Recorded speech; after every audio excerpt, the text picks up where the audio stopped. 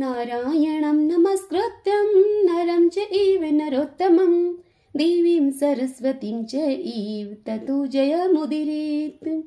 जय श्री कृष्ण। राधे राधे। कार्तिक मास महात्म्य अध्याय 9 सुनेंगे आज। यह अध्याय आप सबको पद्म पुराण से सुनाए जा रहे हैं। आज के अध्याय की इस कथा में हम कार्तिक मास का महात्म्य और उसमें पालन करने योग्य नियम सुनेंगे। सब बोलिए विष्णु भगवान की जय। ओम नमो भगवते वासुदेवाय। सत्यभामा देवी भगवान श्री कृष्ण से कहती हैं कि हे प्रभु, कार्तिक मास सब मासों में श्रेष्ठ माना गया है। मैंने उसके महात्म्य को विस्तार पूर्वक नहीं सुना है, कृपा करके आप उसी का वर्णन कीजिए। तब भगवान श्री कृष्ण बोले, हे सत्यभामे, तुमने बड़ी उत्तम बात पूछी है। पूर्व काल में महात्मा सूत ने शौनक मुनि से आदर पूर्वक कार्तिक व्रत का वर्णन किया था। वही प्रसंग मैं तुम्हें सुनाता हूँ। सूत जी ने उनसे कहा कि हे मुनि श्रेष्ठ शौनक जी, पूर्व काल में कार्तिकेय जी के पूछने पर महादेव जी ने जिसका वर्णन किया था उसको आप श्रवण कीजिए। कार्तिकेय जी अपने पिताश्री महादेव जी से बोले, हे पिताजी, आप वक्ताओं में श्रेष्ठ हैं। मुझे कार्तिक मास के स्नान की विधि आप बताइए, जिससे कि मनुष्य दुख रूपी समुद्र से पार हो जाते हैं। साथ ही तीर्थ के जल का महात्म्य और माघ स्नान का फल भी बताइए। तब महादेव जी ने उनसे कहा, एक और संपूर्ण तीर्थ, समस्त दान, दक्षिणाओं के सहित यज्ञ, पुष्कर, कुरुक्षेत्र, हिमालय, अक्रूर तीर्थ, काशी और शुकर क्षेत्र में निवास, तथा दूसरी ओर केवल कार्तिक मास हो तो वही भगवान केशव को सर्वदा प्रिय है, जिसके हाथ पैर वाणी और मन वश में हो तथा जिसमें विद्या, तप और कीर्ति विद्यमान हो, वही तीर्थ के पूर्ण फल को प्राप्त करता है। श्रद्धा रहित, नास्तिक, संशयालु और कोरी तरक बुद्धि का सहारा लेने वाले मनुष्य तीर्थ सेवन के फल के भागी नहीं होते। जो ब्राह्मण सवेरे उठकर सदा प्रातः काल में स्नान करता है, वह सब पापों से मुक्त होकर परमात्मा को प्राप्त होता है। हे षडानन, स्नान का महत्व जानने वाले पुरुषों ने 4 प्रकार के स्नान बतलाए हैं: वायव्य, वारुण, ब्रह्मा और दिव्य। भगवान श्री कृष्ण से इतनी कथा सुनकर सत्यभामा उनसे कहती हैं, हे प्रभु, मुझे चारों स्नानों के लक्षण बतलाइए आप। तब भगवान श्री कृष्ण ने उनसे कहा कि हे प्रिय, गोधूलि के द्वारा किया हुआ स्नान वायव्य कहलाता है। सागर आदि जलाशयों में किए हुए स्नान को वारुण कहते हैं। आपो ही शठामयो आदि ब्राह्मण मंत्रों के उच्चारण पूर्वक जो मार्जन किया जाता है उसका नाम ब्रह्मा है, तथा बरसते हुए मेघ के जल और सूर्य की किरणों से शरीर की शुद्धि करना दिव्य स्नान माना गया है। सब प्रकार के स्नानों में वरुण स्नान श्रेष्ठ है। ब्राह्मण, क्षत्रिय और वैश्य मंत्रों उच्चारण पूर्वक स्नान करें, परंतु शूद्र और स्त्रियों के लिए बिना मंत्र के ही स्नान का विधान है। बालक, युवा, वृद्ध, पुरुष, स्त्री और नपुंसक सब लोग कार्तिक और माघ में प्रातः स्नान की प्रशंसा करते हैं। कार्तिक में प्रातःकाल स्नान करने वाले लोग मनोवांछित फल प्राप्त करते हैं। कार्तिकेय जी बोले, पिताजी, अन्य धर्मों का भी आप मुझे वर्णन कीजिए, जिनका अनुष्ठान करने से मनुष्य अपने समस्त पाप को धोकर देवता बन जाता है। तब महादेव जी उनसे कहते हैं कि बेटा, कार्तिक मास को उपस्थित देखकर जो मनुष्य दूसरे का अन्न त्याग देता है, वह प्रतिदिन कृच्छ व्रत का फल प्राप्त करता है। कार्तिक में तेल, मधु, कांसे के बर्तन में भोजन और मथुन का विशेष रूप से परित्याग करना चाहिए। एक बार भी मांस भक्षण करने से मनुष्य राक्षस की योनि में जाता है और 60,000 वर्षों तक विष्ठा में डालकर सड़ाया जाता है।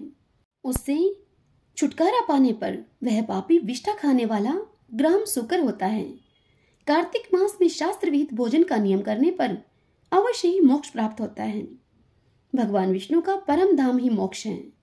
कार्तिक के समान कोई मास नहीं है। श्री विष्णु से बढ़कर कोई देवता नहीं है। वेद के तुल्य कोई शास्त्र नहीं है और गंगा के समान कोई तीर्थ नहीं है। सत्य के समान सदाचार नहीं है। सतयुग के समान कोई युग नहीं है। रसना के तुल्य तृप्ति का कोई साधन नहीं है। दान के सदृश कोई सुख नहीं। धर्म के समान कोई मित्र नहीं और नेत्र के समान कोई ज्योति नहीं है। स्नान करने वाले पुरुषों के लिए समुद्रगामिनी पवित्र नदी प्रायः दुर्लभ होती है। कुल के अनुरूप उत्तम शील वाली कन्या, कुलीन और शीलवान दंपति, जन्मदायिनी माता, विशेषतः पिता, साधु पुरुषों के सम्मान का अवसर, धार्मिक पुत्र, द्वारका का निवास, भगवान श्री कृष्ण का दर्शन, गोमती का स्नान और कार्तिक का व्रत, ये सब मनुष्य के लिए प्रायः दुर्लभ हैं। चंद्रमा और सूर्य के ग्रहण काल में ब्राह्मणों को पृथ्वी दान करने से जिस फल की प्राप्ति होती है, वह फल कार्तिक मास में भूमि पर शयन करने वाले पुरुष को स्वतः ही प्राप्त हो जाता है। ब्राह्मण दंपति को भोजन कराएं, चंदन आदि से उनकी पूजा करें, कंबल, नाना प्रकार के रत्न और वस्त्र दान करें, ओढ़ने के साथ बिछावन भी दें। तुम्हें कार्तिक मास में जूते और छाते का भी दान करना चाहिए। कार्तिक मास में जो मनुष्य प्रतिदिन पत्तल में भोजन करता है, वह 14 इंद्रों की आयु पर्यंत कभी दुर्गति में नहीं पड़ता। उसे संपूर्ण कामनाओं तथा समस्त तीर्थों का फल प्राप्त होता है। पलाश के पत्ते पर भोजन करने से मनुष्य कभी नरक नहीं देखता है, किंतु वह पलाश के बिचले पत्र का अवश्य त्याग कर दे।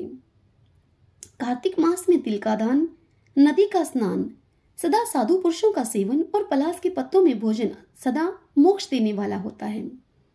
कार्तिक के महीने में मौन व्रत का पालन, पलाश के पत्ते में भोजन, तिल मिश्रित जल से स्नान, निरंतर क्षमा का आश्रय और पृथ्वी पर शयन करने वाला पुरुष युग युग के उपार्जित पापों का नाश कर डालता है।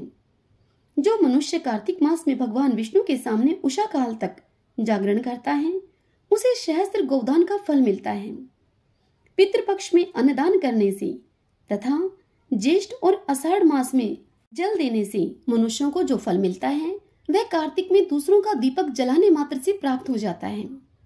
जो बुद्धिमान कार्तिक में मन, वाणी और क्रिया के द्वारा पुष्कर तीर्थ का स्मरण करता है, उसे लाखों करोड़ों गुना पुण्य होता है। माघ मास में प्रयाग, कार्तिक में पुष्कर और वैशाख मास में अवंतीपुरी अर्थात उज्जैन, ये एक युग तक उपार्जित किए हुए पापों का नाश कर डालते हैं। हे कार्तिकेय, संसार में विशेषतः कलयुग में ही मनुष्य धन्य हैं, जो सदा पितरों के उद्धार के लिए श्री हरि का सेवन करते हैं।